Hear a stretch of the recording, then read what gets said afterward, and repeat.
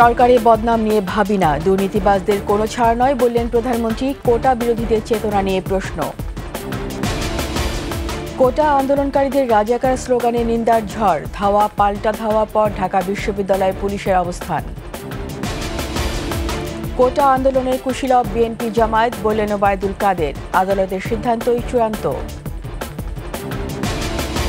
কালো তালিকাভুক্ত এজেন্সির কারণে মালয়েশিয়া যেতে পারেনি 17,500 যুবক, হাইকোর্টে প্রবাসী কল্যাণ মন্ত্রণালয়ের প্রতিবেদন, কাল আদেশ।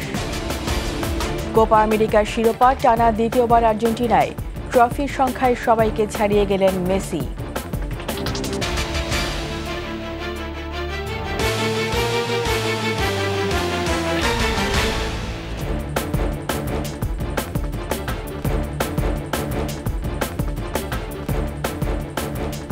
শুনছিলেন ফার্স্ট সিকিউরিটি ইসলামী ব্যাংক পিএলসি সংবাদ শিরোনাম। আমন্ত্রণ রাত 11টার 21 সংবাদে, সাথে আছি আমি রীতা চৌধুরী।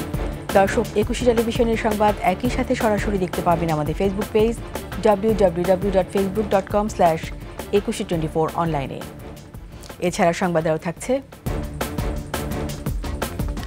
জনসংখ্যা বেড়ে হুমকির মুখে ঢাকার পরিবেশ, অভিযোগের তীর অপরিকল্পিত নগরায়নে।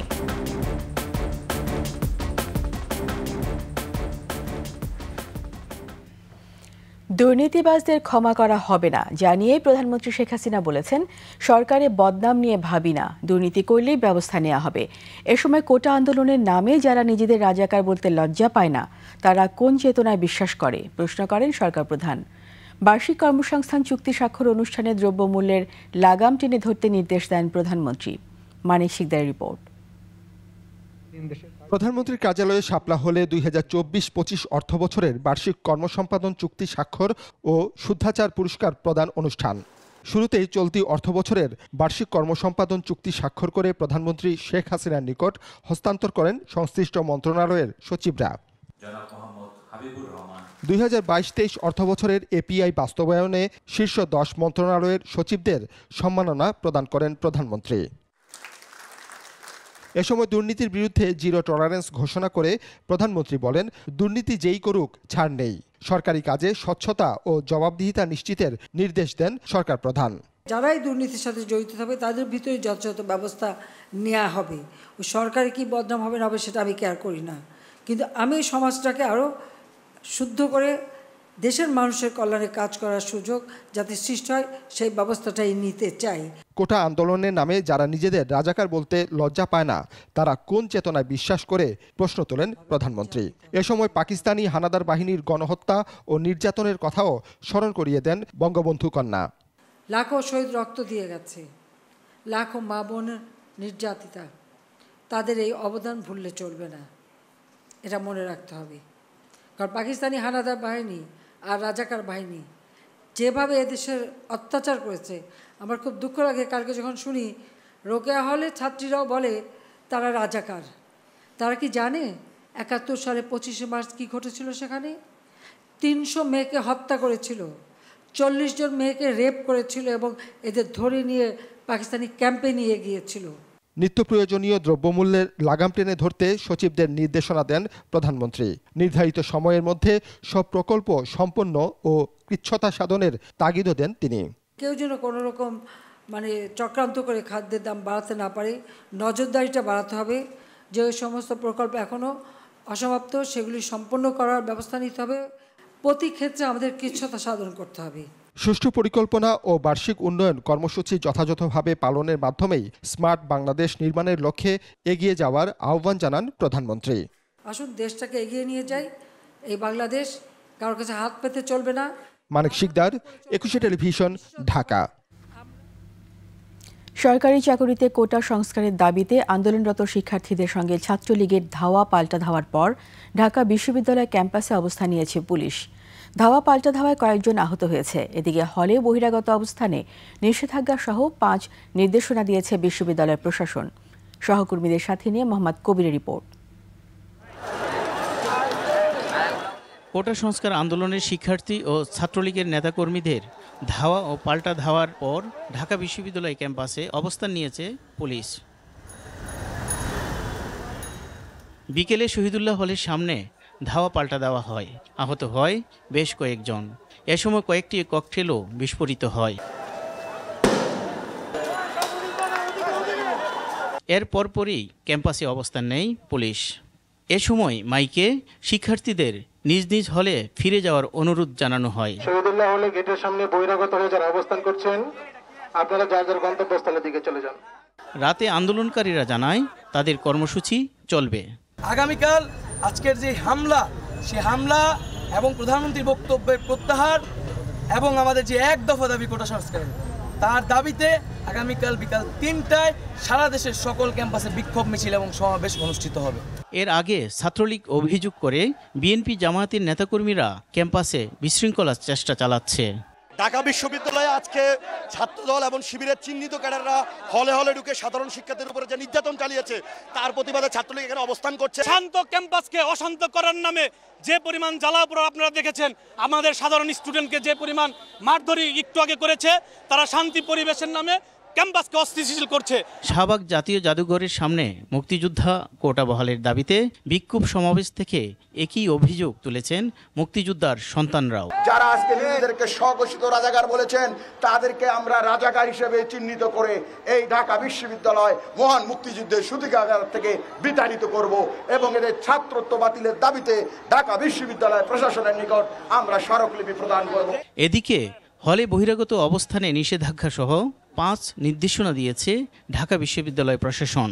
এতে বলা হয়েছে, প্রাধ্যক্ষ ও আবাসিক শিক্ষকরা শিক্ষার্থীদের নিরাপত্তা বিধানে সার্বক্ষণিকভাবে হলে অবস্থান করবেন এবং প্রয়োজনীয় ব্যবস্থা গ্রহণ করবেন। যে কোনো ধরনের গুজব ও অপপ্রচার থেকে বিরত থাকার জন্য সংশ্লিষ্ট সবাইকে আহ্বানও জানানো হয়েছে। মোহাম্মদ কবির, 21 টেলিভিশন, ঢাকা। সরকারি চাকরিতে কোটা সংস্কার ইস্যুতে চলমান আন্দোলনে বিএনপির যোগসাজশ রয়েছে অভিযোগ করে আওয়ামী লীগের সাধারণ সম্পাদক ওবায়দুল কাদের জানিয়েছেন, আন্দোলনকারীদের জবাব দিতে স্বাধীনতার সপক্ষের সবাই প্রস্তুত রয়েছেন। এদিকে পররাষ্ট্রমন্ত্রী ডক্টর হাসান মাহমুদ বলেন, কোটা বিরোধী আন্দোলনের আড়ালে এই আন্দোলনকে রাষ্ট্রবিরোধী, সরকার বিরোধী আন্দোলনের রূপ নেওয়ার চেষ্টা করা হচ্ছে। বিস্তারিত জানাচ্ছেন পার্থসারথী। সোমবার দুপুরে রাজধানীর ধানমন্ডিতে আওয়ামী লীগ সভাপতির রাজনৈতিক কার্যালয়ে সমসাময়িক বিষয়ে ব্রিফিং করেন আওয়ামী লীগের সাধারণ সম্পাদক ওবায়দুল কাদের। এ সময় আওয়ামী লীগের সাধারণ সম্পাদক বলেন, রাজাকারের চেতনা লালনকারীরাও রাজাকার। কোটা বিরোধী আন্দোলনে বিএনপির সমর্থন ও যোগসাজশ রয়েছে। অপশক্তিকে ছাড় দেয়া হবে না হুঁশিয়ারি উচ্চারণ করে কাদের বলেন, আন্দোলনের কুশীলব বিএনপি জামায়াত। কোটা সংস্কার নিয়ে দেশের সর্বোচ্চ আদালতের সিদ্ধান্তই চূড়ান্ত।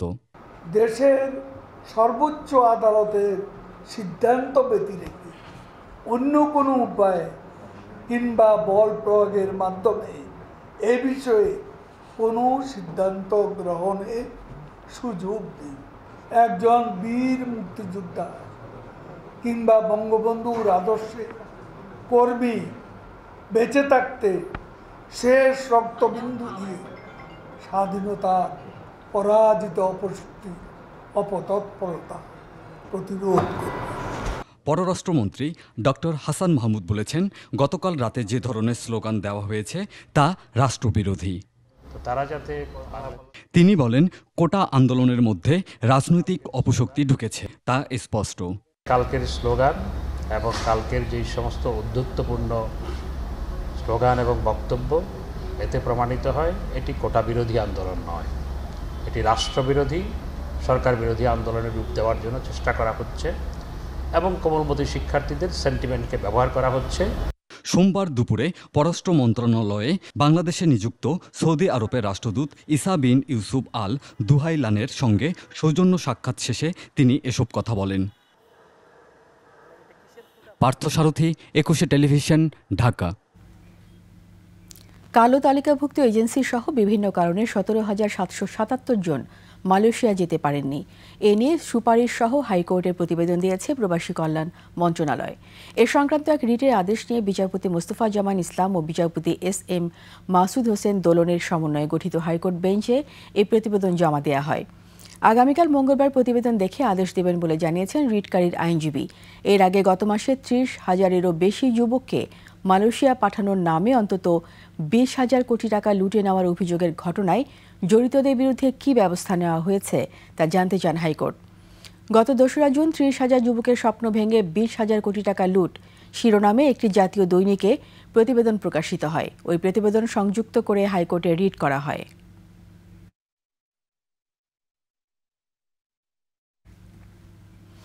কথা রাখলেন মেসিরা। কোপা আমেরিকার ফাইনালে কলম্বিয়াকে হারিয়ে শিরোপা জয়ের মধ্য দিয়ে ডি মারিয়ার বিদায়ী ম্যাচকে স্মরণীয় করে রাখলেন তারা। এটি আর্জেন্টিনার টানা দ্বিতীয় ও সব মিলিয়ে 16তম শিরোপা জয়। নিচ্ছি সংবাদ বিরতি। যখন ফিরছি তখন অন্যান্য খবরের সঙ্গে আরও থাকবে।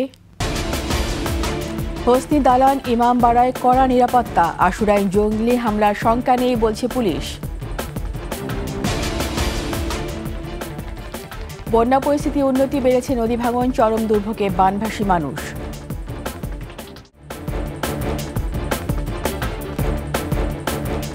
আবার আমন্ত্রণ রাত 11টার 21 সংবাদে।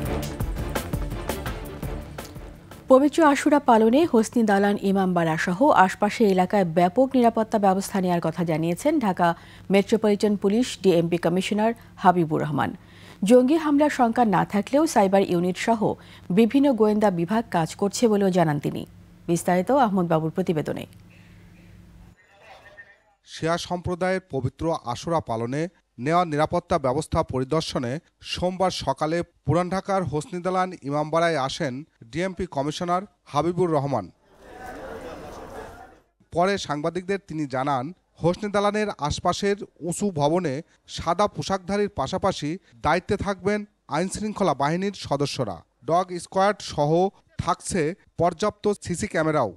ঢাকাস্থ শিয়া সম্প্রদায়ের ধর্মীয় আচার, তাজিয়া মিছিল, পাঞ্জা মেলানো সহ অন্যান্য যে আয়োজন রয়েছে সেটির উপলক্ষে ঢাকা মেট্রোপলিটন পুলিশের পক্ষ থেকে ব্যাপক নিরাপত্তা পরিকল্পনা গ্রহণ করা হয়েছে। তাজিয়া মিছিলের সময় মিছিলের আগে পিছে ডানে বামে ব্যাপক ব্যবস্থা রাখা হয়েছে নিরাপত্তার। বহিরাগতদের চেকিংয়ের মাধ্যমে প্রবেশ করতে হবে। সবাইকে চাকু, ছুরি বা দাহ্য পদার্থ না নিয়ে আসারও আহ্বান জানান ডিএমপি কমিশনার। তাজিয়া মিছিলকে কেন্দ্র করে আমাদের অতীতে জঙ্গি আক্রমণের ঘটনা যেহেতু আছে, সেহেতু এই বিষয়টিকে মাথায় রেখে আমাদের নিরাপত্তা পরিকল্পনা প্রণয়ন করা হয়েছে। সম্মিলিত প্রচেষ্টায় আশুরা সুন্দরভাবে সম্পূর্ণ হবে বলেও আশাবাদী তিনি। মিছিলের ভেতরে পতাকা নেওয়ার একটি বিধান রয়েছে, সেটি যাতে বেশি উঁচু না হয়, ইলেকট্রিক তারের সাথে যাতে সংযোগ থাকতে না পারে সেজন্য। আহমদ বাবু, 21 টেলিভিশন, ঢাকা। গ্রামীণ টেলিকমের কর্মচারীদের কল্যাণ তহবিলের প্রায় 26 কোটি টাকা আত্মসাতের মামলায় ডক্টর ইউনুস সহ 14 জনের বিরুদ্ধে পরবর্তী শুনানি 5 আগস্ট। ঢাকার বিশেষ জজ 4-এর বিচারক সৈয়দ আরাফাত হোসেনের আদালতে এদিন নির্ধারণ করেন। সকাল 11টার দিকে মহানগর দায়রা জজ আদালতে হাজির হন ডক্টর ইউনুস। তার পক্ষে সাক্ষ্য গ্রহণের তারিখ পিছিয়ে দেওয়ার আবেদন করেন আইনজীবী ব্যারিস্টার আবদুল্লাহ আল মামুন। এর আগে গত 12 জুন ডক্টর ইউনুস সহ 14 জনের বিরুদ্ধে চার্জ গঠন করে আনুষ্ঠানিক বিচার শুরুর আদেশ দেন বিচারক। গত 2রা এপ্রিল ঢাকার সিনিয়র বিশেষ জজ আশরামস জগলুল হোসেন দুদকের দেয়া চার্জশিট আমলে নিয়ে মামলাটি বিশেষ জজ আদালত 4-এ বদলি করেন।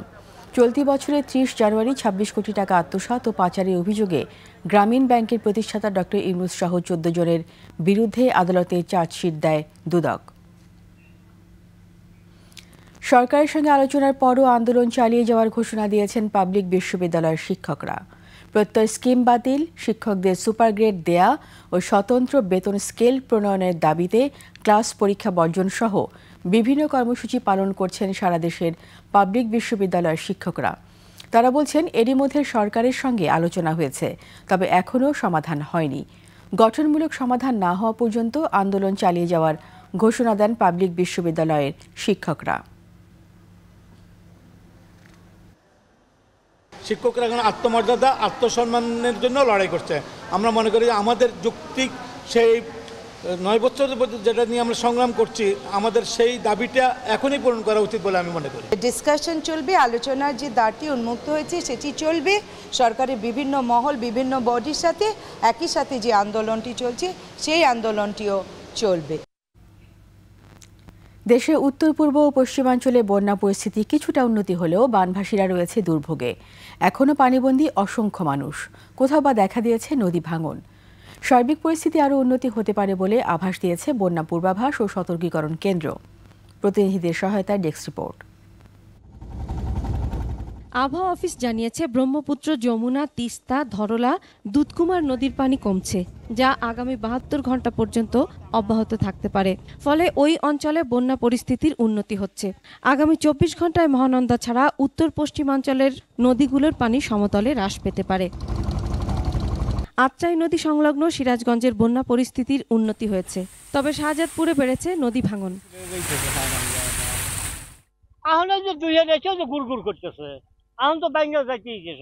টাঙ্গাইলে সব নদীর পানি কমতে শুরু করেছে। এতে বন্যা পরিস্থিতির কিছুটা উন্নতি হলেও বানভাসীরা রয়েছেন দুর্ভোগে। বন্যার পানি কমার সাথে সাথে শুরু হয়েছে নদী ভাঙন। জেলার 6টি উপজেলায় এখনও পানিবন্দী 47,000 মানুষ। জেলার 72টি শিক্ষা প্রতিষ্ঠানের কার্যক্রম বন্ধ রয়েছে।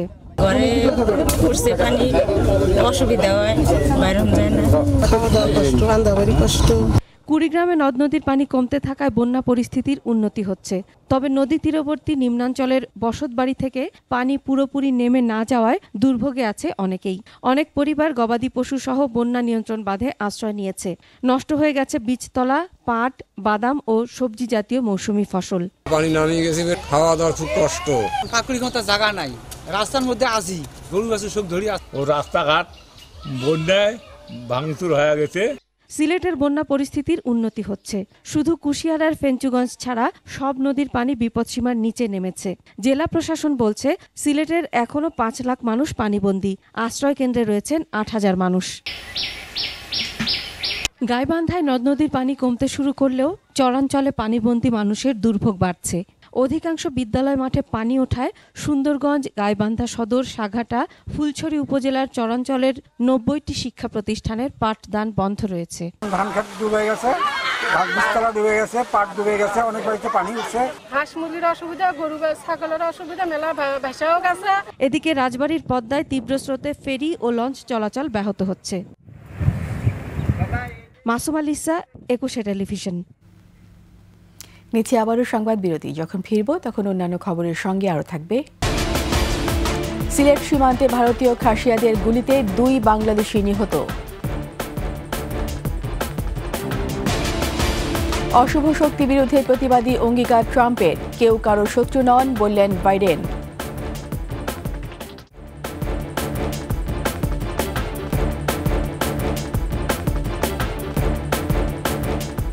আবার আমন্ত্রণ রাত 11টায় 21 সংবাদে। জনঘনত্ব বাড়ার ফলে ঢাকার পরিবেশ হুমকির মুখে। বিশেষজ্ঞরা বলছেন অপরিকল্পিত নগরায়নের কারণেই বিশ্বের বাসযোগ্য শহরগুলোর তলানিতে অবস্থান করছে ঢাকা। পরিবেশ উন্নয়নে তৃণমূল পর্যন্ত শক্তিশালী তত্ত্বাবধায়ক নিয়োগ ও বাজেটে বরাদ্দ বাড়ানোর পরামর্শ তাদের। শিউলি শবনমের প্রতিবেদন, ক্যামেরা ছিলেন ইয়াকুব লিটু।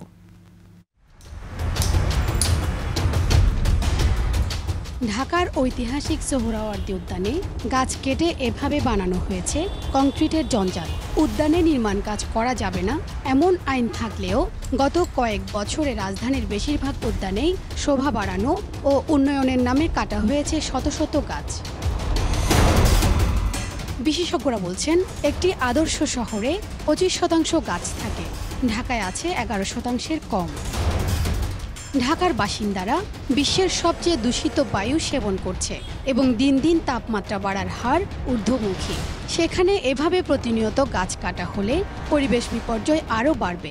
উদ্যানে কিভাবে কপি হাউসের সব করে, এবং আপনি যদি সোহরাওয়ার্দী উদ্যানে হচ্ছিল যান, দেখবেন যে হচ্ছিল কত কনস্ট্রাকশন তার ভিতরে হচ্ছিল, উন্নয়নের নামে হচ্ছিল করছে। জাস্ট কিছু মানুষের উন্নয়নের জন্য পকেট ভারী করা ছাড়া আমরা এটা কিছু মনে করি না।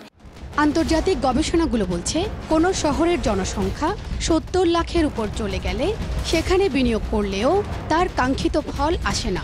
ঢাকা এখন এমন পরিস্থিতির মুখে। বিশ্বের বাসযোগ্য শহরগুলো নিয়ে প্রতি বছর প্রকাশিত তালিকায় ঢাকার অবস্থান থাকছে তলানিতে। বিশেষজ্ঞরা বলছেন, সমস্যাগুলো চিহ্নিত হলেও ঢাকার এমন বাড়তি জনসংখ্যার চাপে পরিস্থিতি বদলানো প্রায় কঠিন হয়ে পড়েছে। এমন অবস্থায় পরিবেশের এবং উন্নয়নের সার্বিক সুফল পেতে ঢাকাকে পরিকল্পিত উপায়ে বিকেন্দ্রীকরণ করার পরামর্শ দিচ্ছেন তারা। বিশেষজ্ঞরা বলছেন, গত এক দশকে প্রকৃতিকে গুরুত্ব না দিয়ে উন্নয়ন কাজ করায় এই বিনিয়োগ ঢাকাকে টেকসই করতে পারেনি। প্রশাসনিক বা অর্থনৈতিক বিকেন্দ্রীকরণ না হওয়ায় মানুষ প্রতিনিয়ত ঢাকামুখী হচ্ছে, ফলে পরিবেশের মান দিন দিন আরও নিম্নমুখী। চাকরির বাজার সম্পূর্ণটাই হচ্ছে ঢাকা শহরে। বিসিএস কোচিং করবে সেটাও আমাদেরকে ঢাকাতে এসে করতে হয়। ভালো লেখাপড়ার স্কুল সেখানেও ঢাকাতে, ফলে ঢাকাতে একটা বড় চাপ আমাদের হচ্ছিল পড়ে গেছে। এখানে প্রায় 49,500 মানুষ প্রতি বর্গ কিলোমিটারে হলো বসবাস করতেছে, ফলে এটাকে ধারণ করার ক্ষমতা মতো এই ঢাকা শহরের। পরিবেশ উন্নয়নে রাজনৈতিক সদিচ্ছা, সেবা সংস্থার মধ্যে সমন্বয় জোরদার এবং মাঠ পর্যায়ে পরিবেশ উন্নয়নে স্বয়ংসম্পূর্ণ তত্ত্বাবধায়ক নিয়োগের পরামর্শ বিশেষজ্ঞদের। সংশ্লিষ্ট কাস্টোডিয়ানদের ভিতরেই কোঅর্ডিনেশনের অভাব রয়েছে। এই কোঅর্ডিনেশন করলে এই রাস্তা খোঁড়াখুড়িগুলো সারা বছরব্যাপী এভাবে বিশৃঙ্খলভাবে হবে না, এবং তখন যানজটও কমে আসবে, বায়ু দূষণ কমে আসবে, শব্দ দূষণ কমে আসবে। পরিবেশ বিষয়ে শিক্ষা ও গবেষণা বাড়াতে বিশ্ববিদ্যালয়গুলোতে পরিবেশ বিজ্ঞানকে একাডেমিক বিষয় হিসেবে গুরুত্ব দিয়ে স্থান দেওয়ারও পরামর্শ তাদের। শিউলি শবনম, 21 টেলিভিশন, ঢাকা। সিলেটের কোম্পানিগঞ্জ সীমান্তে ভারতীয় খাসিয়াদের গুলিতে 2 বাংলাদেশি নিহত হয়েছেন। রাতে নাজিরের গাঁও কাওয়াচুক 1253 নম্বর পিলারের কাছে এ ঘটনা ঘটে।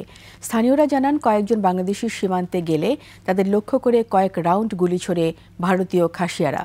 এতে ঘটনাস্থলে মারা যান কালাইরাগ করবলাচুক গ্রামের আলী হোসেন ও কাউসার আহমেদ। খবর পেয়ে মরদেহগুলো উদ্ধার করে নিয়ে আসে বিজিবি।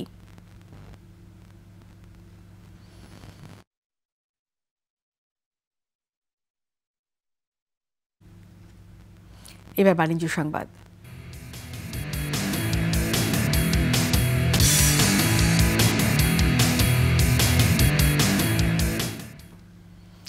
ময়মনসিংহের ত্রিশালে Minister Hi Tech Park Electronics Limited এর ফ্যাক্টরিতে বিজনেস এক্সপ্লোর সামিট হয়েছে। উপস্থিত ছিলেন মিনিস্টার মাইওয়ান গ্রুপের চেয়ারম্যান এম এ রাজ্জাক খান রাজ, ব্যবস্থাপনা পরিচালক দিলরুবা তনু, উপদেষ্টা গাজী গোলাম মোস্তফা খান, উপব্যবস্থাপনা পরিচালক হুমায়ুন কবির ছাড়াও সারা দেশের মিনিস্টার শোরুমের বিক্রয় প্রতিনিধি এবং সেলস লিডাররা। এ সময় সেরা বিক্রয় কর্মীদের ক্রেস্ট ও সম্বর্ধনা দেয়া হয়।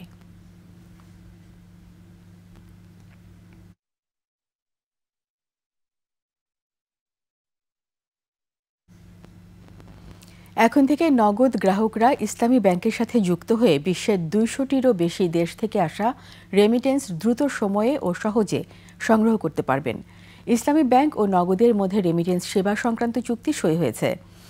ইসলামী ব্যাংক টাওয়ারে ব্যাংকের ডেপুটি ম্যানেজিং ডাইরেক্টর মিফতাউদ্দিন এবং নগদের এক্সিকিউটিভ ডাইরেক্টর মারুফুল ইসলাম ঝলক চুক্তিতে সই করেন। এ সময় ব্যাংকের ম্যানেজিং ডাইরেক্টর মোহাম্মদ মনিরুল মাওলা এবং নগদের এক্সিকিউটিভ চেয়ারম্যান ও সিইও তানভীর এ মিশুক উপস্থিত ছিলেন।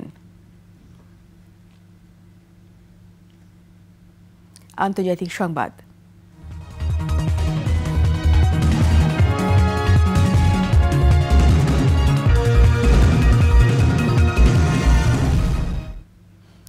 নিজেদের মতের মিল না হলেও কেউ কারো শত্রু নন বলে জানিয়েছেন মার্কিন প্রেসিডেন্ট জো বাইডেন। জাতীয় উদ্দেশ্যে দেওয়া ভাষণে তিনি বলেন, সবাই প্রতিবেশী, বন্ধু, সহকর্মী। এদিকে সাবেক মার্কিন প্রেসিডেন্ট ডোনাল্ড ট্রাম্প সব অশুভ শক্তির বিরুদ্ধে প্রতিবাদী থাকার অঙ্গীকার করেছেন। পাশাপাশি দলের জাতীয় সম্মেলনে অংশ নেওয়ার কথাও জানান তিনি। এরই সাথে শেষ করছি রাত 11টার 21 সংবাদ। যাওয়ার আগে ফার্স্ট সিকিউরিটি ইসলামী ব্যাংক পিএলসি সংবাদ শিরোনামগুলো আরও একবার। সরকারে বদনাম নিয়ে ভাবি না, দুর্নীতিবাজদের কোনো ছাড় নয় বললেন প্রধানমন্ত্রী। কোটা বিরোধীদের চেতনা নিয়ে প্রশ্ন। কোটা আন্দোলনকারীদের রাজাকার স্লোগানে নিন্দার ঝড়, ধাওয়া পাল্টা ধাওয়ার পর ঢাকা বিশ্ববিদ্যালয়ে পুলিশের অবস্থান। কোটা আন্দোলনের কুশীলব বিএনপি জামায়াত বললেন ওবায়দুল কাদের, আদালতের সিদ্ধান্তই চূড়ান্ত। কালো তালিকাভুক্ত এজেন্সির কারণে মালয়েশিয়া যেতে পারেনি 17,500 যুবক, হাইকোর্টে প্রবাসী কল্যাণ মন্ত্রণালয়ের প্রতিবেদন, কাল আদেশ। কোপা আমেরিকার শিরোপা টানা তৃতীয়বার আর্জেন্টিনায়, ট্রফির সংখ্যায় সবাইকে ছাড়িয়ে গেলেন মেসি।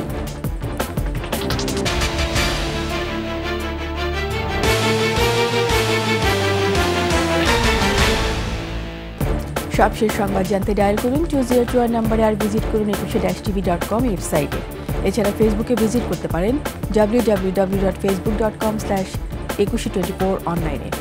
এতক্ষণ সঙ্গে থাকার জন্য সবাইকে ধন্যবাদ। পরবর্তী সংবাদ রাত 1টায় দেখার আমন্ত্রণ রইল।